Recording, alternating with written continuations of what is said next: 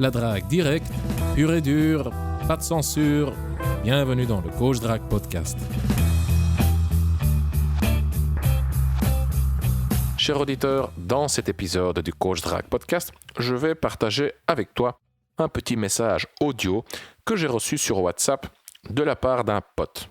Ce pote, tu le connais probablement déjà. Nous avons partagé, ou plutôt j'ai partagé une conversation WhatsApp que j'ai eue avec lui dans un des épisodes précédents du Coach Drague Podcast. Je crois que c'est l'épisode 45 ou 46, je ne m'en souviens plus.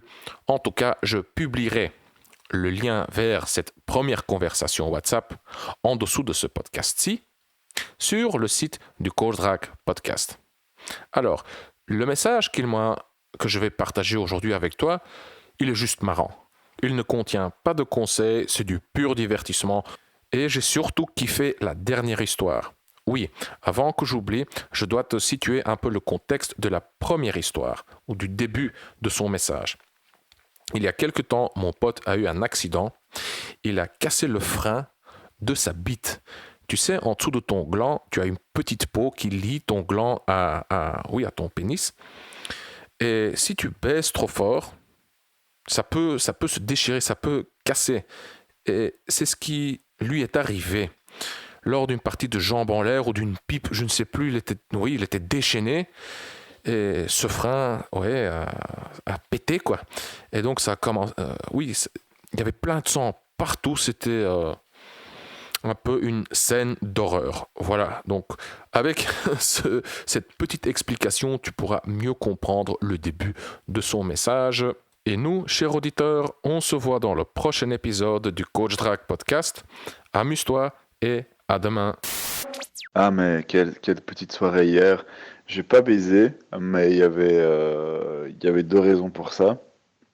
La première, c'est que je suis toujours hanté, mais vraiment hanté par mon frein, mon frein de ma bite, de mon prépuce, qui a recassé il y a pas longtemps, donc je suis en mode parano. Et donc, je suis toujours en train de me poser des questions quand je dois baiser. Et deuxièmement, parce que les événements se sont déroulés d'une manière un peu imprévisible. Donc, j'avais rencontré un wing à 21h30 ou 22h30, je sais plus, 21h30, non 22h30, ouais. Et j'ai abordé d'ailleurs, il y avait un mec, tu vois, il y a des mecs qui abordent souvent pour essayer d'attraper les touristes dans les strip clubs. Et donc il y a un mec qui m'aborde, me dit voilà, je sais que voilà, tu vas sûrement pas aller, mais je dois le faire, c'est mon job. Tu veux pas aller dans un strip club? Je fais non, j'ai pas envie. Donc on a commencé à parler. En fait, c'était un mec ukrainien, très sympa. On a tchatché pendant 10 minutes. D'ailleurs, je l'ai closé à la fin parce que c'est un Ukrainien, donc il connaît forcément plein d'Ukrainiennes et il était sympa, donc je dis écoute, à l'occasion, on pourra discuter, quoi. Et puis mes wings sont arrivés, on était dans un bar qui est vraiment sympa, qui est le fameux théâtre Cubano. Tu te rappelles l'anecdote de la fille là? I want to go back to Teatro Cubano, my friend, Teatro Cubano, 10 minutes from here. Et tiens-toi bien, je l'ai recroisée hier, cette conne. Donc bonne nouvelle, elle est toujours vivante, elle s'est pas faite violer ni massacrer lors de son retour. Donc, mais je l'ai vraiment nié, quoi. Je l'ai nié, mais puissance 10. Moi, c'était la journée des ex, c'est le problème de Craco, hein. Je suis là depuis 6 mois, je recroise toujours les mêmes.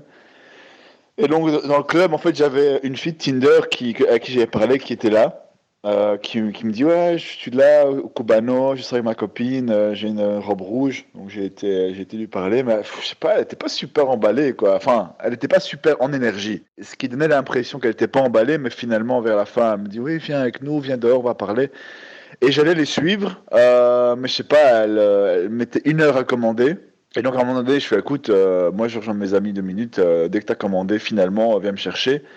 Mais entre-temps, j'ai croisé une de mes ex, Tinder, encore une, que j'avais baisée il y a 3 mois, une MILF, mais bonne, enfin MILF, 30 ans quoi.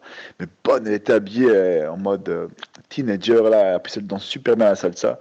Donc elle était super excitante, et voilà, forcément, elle était encore un peu, on avait une bonne interaction, elle et moi.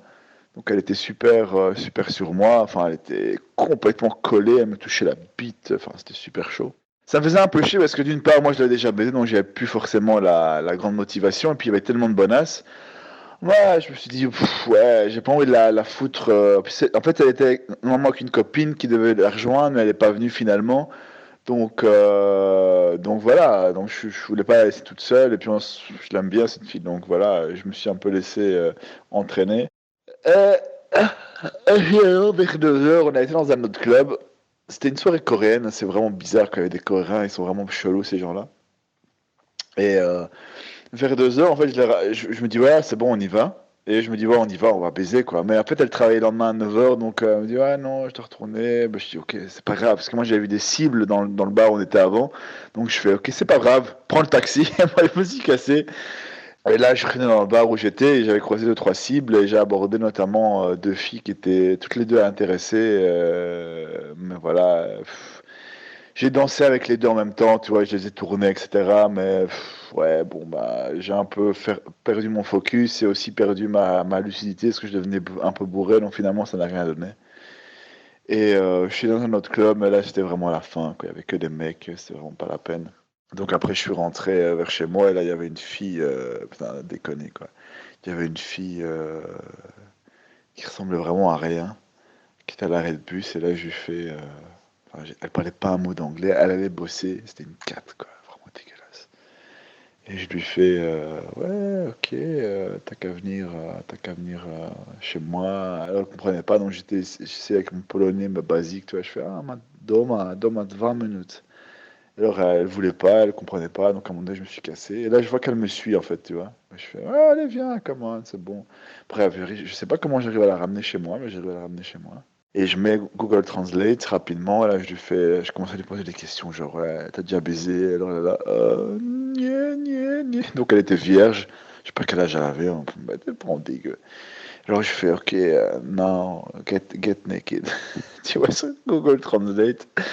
Et elle fait, ah, non, non, non, non, non, non. Je fais, t'as déjà sucé une bite? Elle fait, non, jamais. Enfin, j'ai quasi sorti ma bite.